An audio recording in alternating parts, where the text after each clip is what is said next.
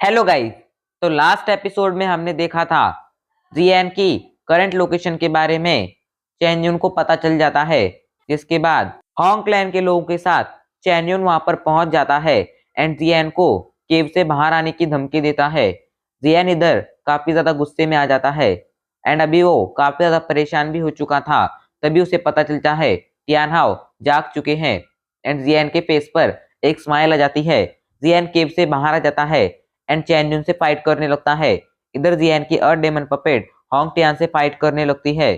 चैन युन and जियान में बहुत ही खतरनाक फाइट हो रही थी। तभी जियान टियान हाउ से उनकी पावर मांगता है। टियान हाउ जियान को अपनी पावर दे देते हैं, जिसके बाद जियान के पास 7 स्टार डाउजोंग लेवल के वॉरियर की पावर आ जाती है।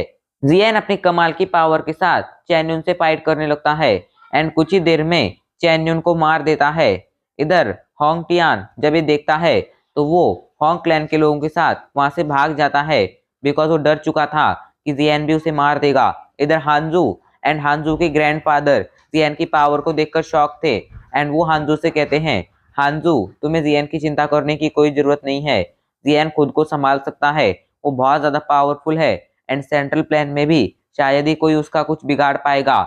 इधर जियान को वो गड्ढा जहां पर चैन युन ने सेल्फ डिस्ट्रक्ट का यूज किया था वहां पर एक अजीब सा ग्लो दिखता है। जियान तुरंत वहां पर जाता है तो उसे पता चलता है ये चैन युन की सोल है जो यहाँ से भाग रही थी। जियान उस सोल को पकड़ लेता है एंड उसे डिस्ट्रॉय कर देता है।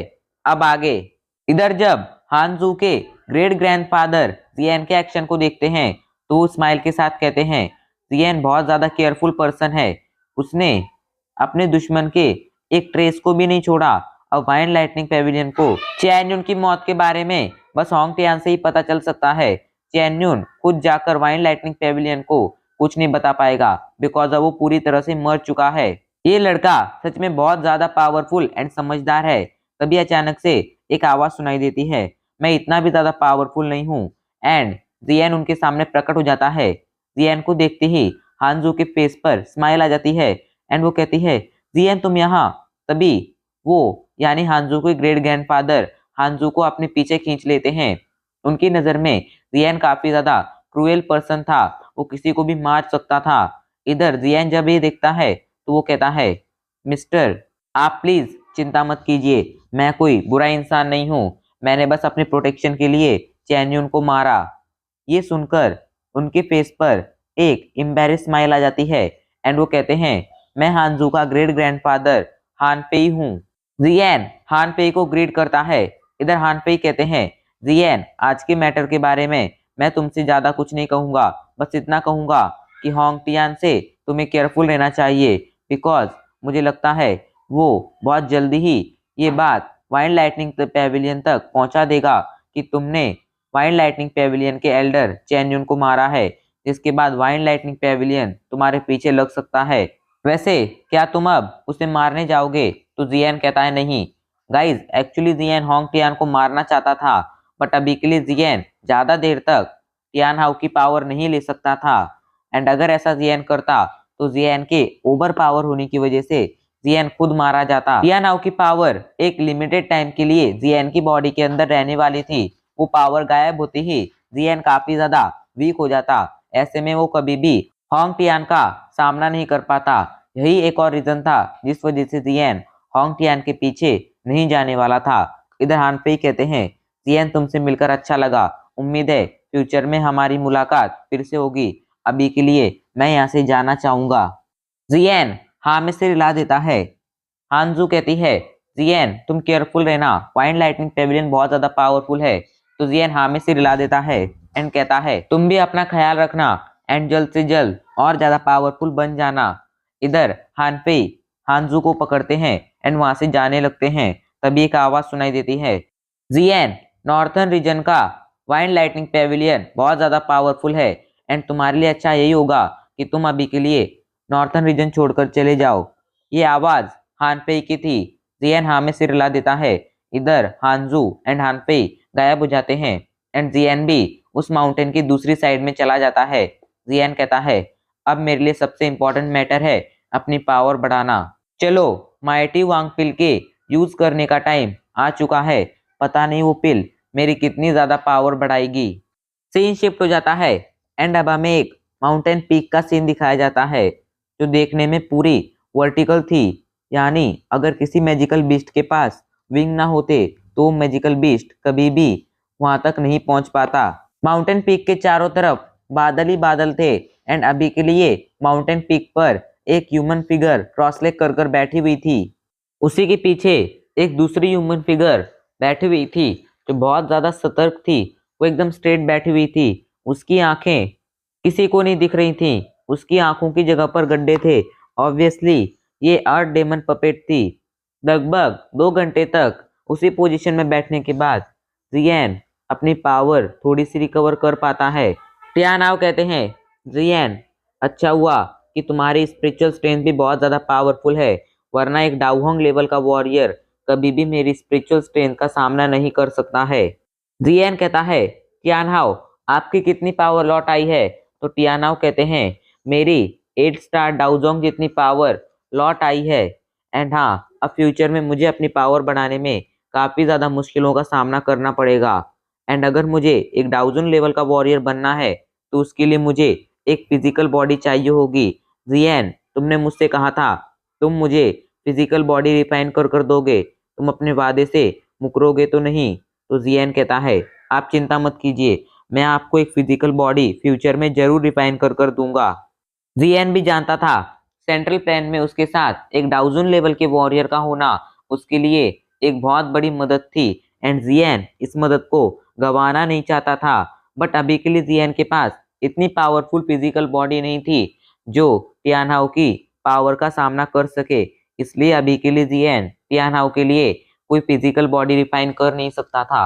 एंड अभी के लिए जियन के पास इंग्रेडिएंट्स की भी कमी थी। उसे टियानहाओ की फिजिकल बॉडी रिफाइन करने के लिए बहुत ही पावरफुल मेडिसिनल इंग्रेडिएंट चाहिए थे। बट वो हाई ग्रेड के मेडिसिनल इंग्रेडिएंट मिलना उतना ही ज्यादा मुश्किल था। टियानाओ कहता है, जियन तुम मेरे लिए बेस्ट में से बेस्ट फिजिकल बॉडी रिफाइन करना ताकि मेरी पावर काफी ज्यादा बढ़ जाए। जियन मुझे वैसे तो फिजिकल बॉडी रिफाइनिंग के बारे में कुछ पता नहीं है, बट हाँ मुझे इतना जरूर पता है कि अगर हमें ज्यादा पावरफुल फिजिकल बॉडी रिफाइन करनी है तो उसके लिए है हमें ज्यादा पावरफुल मेडिसिनल इंग्रेडिएंट लगेंगे।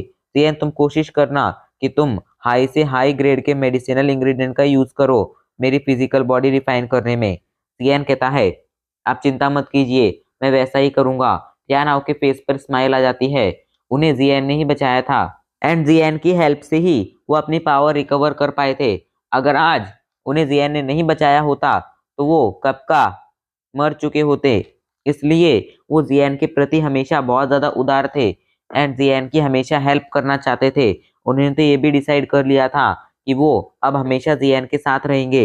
इधर अब जियन अपनी स्पेस रिंग से एक ग्रीन कलर की जेड बॉटल निकालता है। जिसके बाद जियन ग्रीन कलर की जेड बॉटल खोलकर उसके अंदर से एक पिल बाहर निकालता है। ये पिल थी माइटी वांग पिल। ये पिल आज तक की जियन की रिफाइन की हुई माइटी वांग पिल में से सबसे बेस्ट पिल थी एंड जियन ने इसे अपने लिए बचा रखा था। एंड आज वो दिन आ गया था जब जियन इसका यूज करने वाला था। माइटी वांग पिल को कंज्यूम करने के बाद आपकी पावर कितनी बढ़ेगी यह आपके लक पर डिपेंड करता था। कई बार माइटी वांग पिल को कंज्यूम करने के बावजूद वॉरियर्स की पावर बिल्कुल नहीं बढ़ती थी एंड कई बार माइटी वांग पिल को कंज्यूम करने की वजह से वॉरियर की पावर 2 स्टार से भी बढ़ जाती थी। मतलब ये पूरी तरह से लक पर ही डिपेंड करता था। एंड पता है दुख की बात क्या थी? माइटी वांग पिल को कंज्यूम करने के बाद उसका हमें कोई फायदा हो या ना हो, हम उसे दोबारा से कंज्यूम नहीं कर पाते थे। जियन माइटी वांग पिल को देखता है, अपना मुंह खोलता है एंड माइटी वांग पिल को अपने मुंह में डाल देता है। अचानक से ये पिल एक लिक्विड में बदल जाती है जो जियन की पूरी बॉडी के अंदर सर्कुलेट होने लगता है। इस लिक्विड के अंदर बहुत ही पावरफुल एनर्जी थी एंड जियन की वेन्स यानी नसें अगर पावरफुल ना होती तो जियन कभी भी इस एनर्जी को सह नहीं पाता।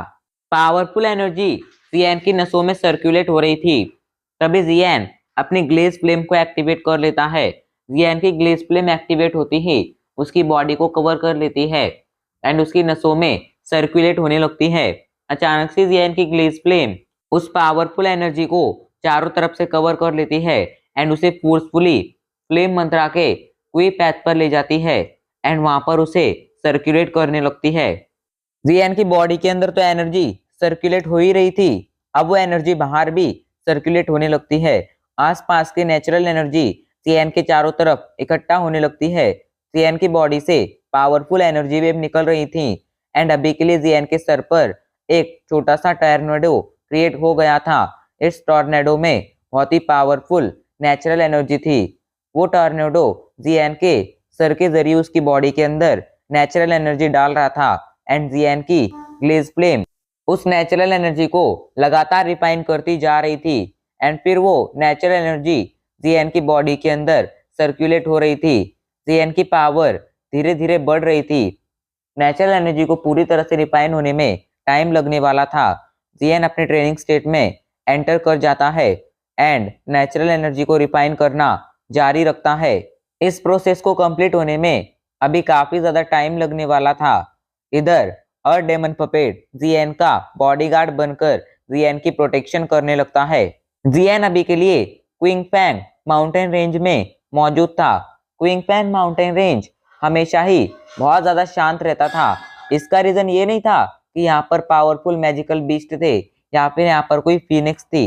इसका रीजन था वाइन लाइटनिंग पेविलियन। हाँ, ये Qingfang mountain range wind lightning pavilion के नॉर्थर्न रीजन की ब्रांच को बिलोंग करता था एंड इसी माउंटेन रेंज पर नॉर्थर्न पेविलियन बसा हुआ था।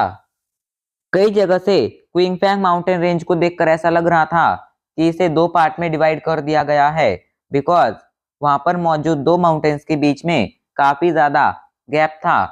वाइन लाइटनिंग पेविलियन बहुत ज्यादा बड़ा था। वाइन लाइटनिंग पेविलियन की पूरे सेंट्रल प्लेन में टोटल 4 मेन ब्रांचेस थी, ईस्ट, वेस्ट, नॉर्थ और साउथ। इनमें ईस्टर्न रीजन में जो ब्रांच थी वो सबसे ज्यादा पावरफुल थी एंड वो सबसे ज्यादा इंपॉर्टेंट ब्रांच थी। नॉर्थर्न रीजन वाली ब्रांच में एक पगोडा टाइप टावर था एंड वाइन लाइटनिंग पेविलियन के लोग उस टावर को नॉर्थ लाइटनिंग टावर कहा करते थे।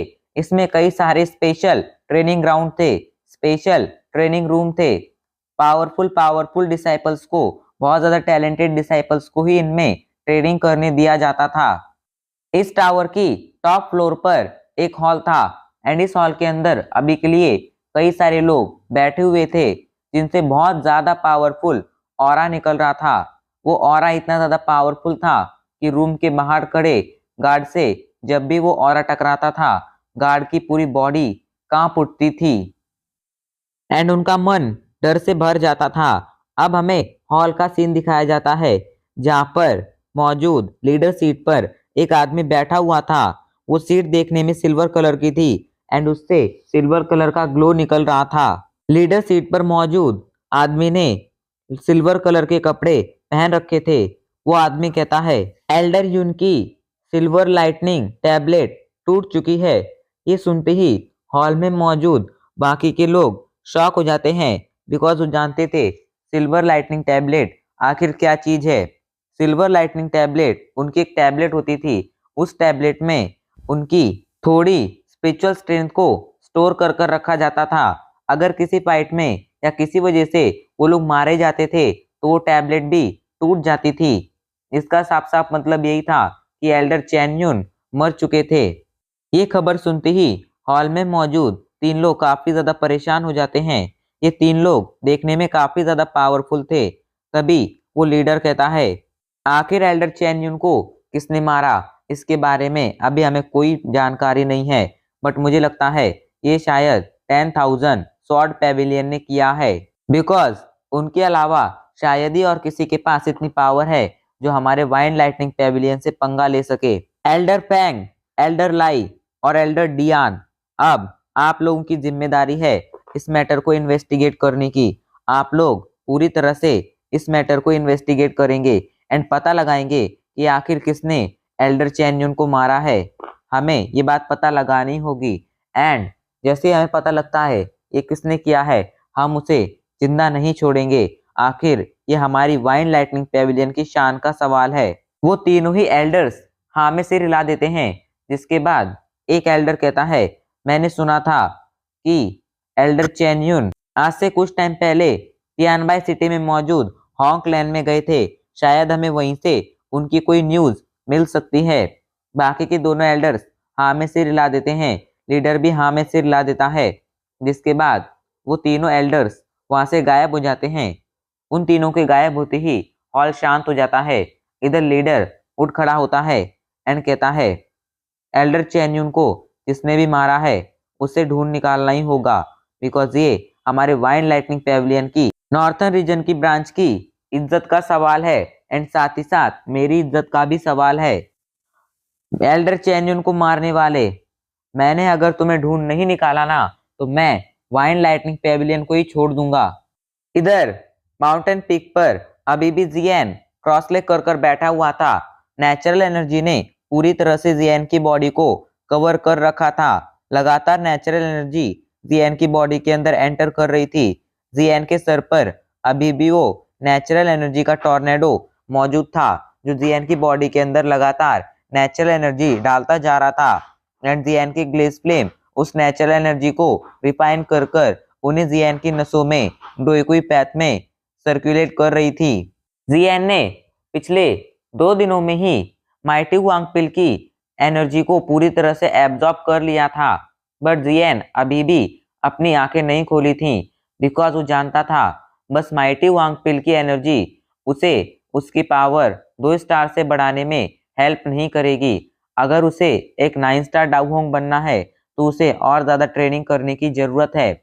ऐसे में जियन लगातार ट्रेनिंग कर रहा था, बिकॉज अगर वो अभी के लिए कुछ टाइम और तक ट्रेनिंग करता तो वो एक 9 स्टार डाउहोंग बन जाता। लेकिन अगर जियन ट्रेनिंग से बीच में उठ जाता तो वो 9 स्टार डाउहोंग जल्दी नहीं बन पाता। 9 स्टार डाउहोंग बनने में उसे काफी ज्यादा टाइम लगता। जियन ने आज तक कभी भी अपनी पावर बढ़ाने के लिए मेडिसिनल पिल का यूज नहीं किया था। जब वो डाउवेंग लेवल का वॉरियर था तब भी जियन ने कभी भी डाउ स्पिरिट पिल का यूज नहीं किया अपनी पावर बढ़ाने के लिए, बिकॉज वो हमेशा ट्रेनिंग के जरिए अपनी पावर बढ़ाने पर ध्यान देता था। बट अभी के लिए उसके लिए स्ट्रांग बनना बहुत ज्यादा जरूरी था एंड उसे स्ट्रांग भी जल्द से जल्द बनना था। इसलिए जियन ने माइटी वांगपिल का यूज किया था। 7 दिन बीत जाते हैं।